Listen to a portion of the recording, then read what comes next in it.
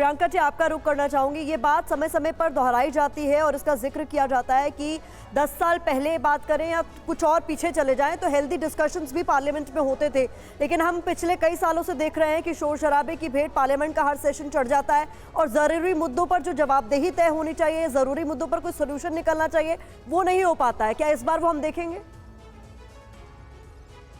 देखिए प्रतिमा जी, इस बार नियम के तहत अगर गवर्नमेंट नहीं चलेगी तो उसका विरोध भी होगा और विरोध की शुरुआत आज हो चुकी है, चाहे वो प्रोटेम स्पीकर को लेकर हो और चाहे मैं ये बताना चाहती हूँ कि जिस तरह से डिप्टी स्पीकर का जो पद होता है लगातार पिछले 2 टर्म में वो विपक्ष के एक नेता को दिया जाना चाहिए, नहीं दिया गया, पर इस बार वो भी हो। हकीकत ये कि इस बार जनता के मुद्दे गूंजेंगे और जनता संसद में चुनकर सांसदों को इसीलिए भेजती है कि वहां जनता के मुद्दे गूंजे।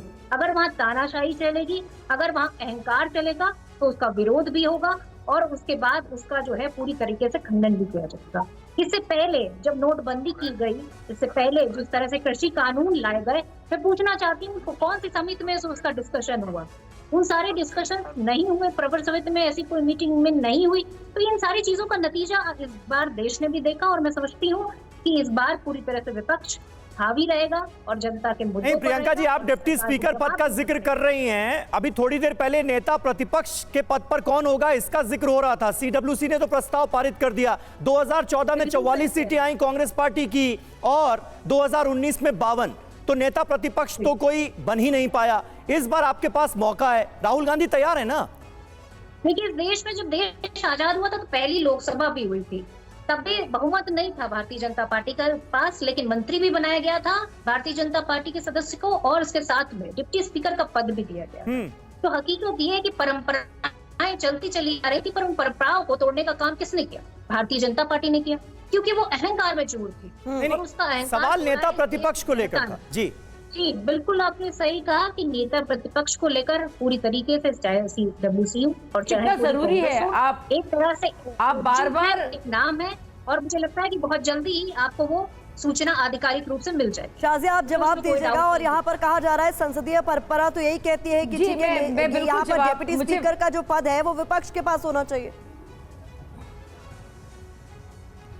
देखिए, नेता प्रतिपक्ष की भी बात कर रही थी, लेकिन मुझे लगता नहीं कि राहुल गांधी बहुत इसके लिए या तो प्रतिबद्ध हैं किसी भी तरह से, क्योंकि अब तक उसका, मैं खत्म कर लूं अपनी बात को, तो अब तक उसका ऐलान हो गया होता।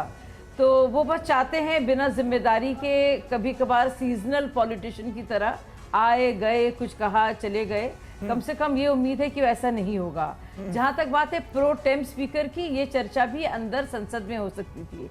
अभी आपके संवाददाता ने बहुत जरूरी बात कही और उसको कहा कि इतने बड़े बड़े मुद्दे हैं।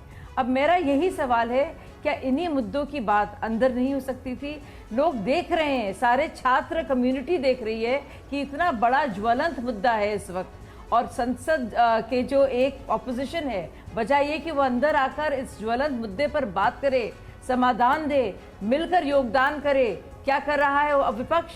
बाहर प्रदर्शन अपने जिद को लेकर। वो जिद के भी आसपास रास्ता निकाला जा सकता है, उसमें भी गुंजाइश है, लेकिन नहीं, ये दुनिया देख रही है कि कितना नकारात्मक रवैया है, बावजूद इसके कि उनके अच्छे खासे नंबर्स आए। मुझे लगता है ये कहना बहुत जरूरी है। तो कांग्रेस बेफजूल जिद कर रही है, आप जिक्र कर रही हैं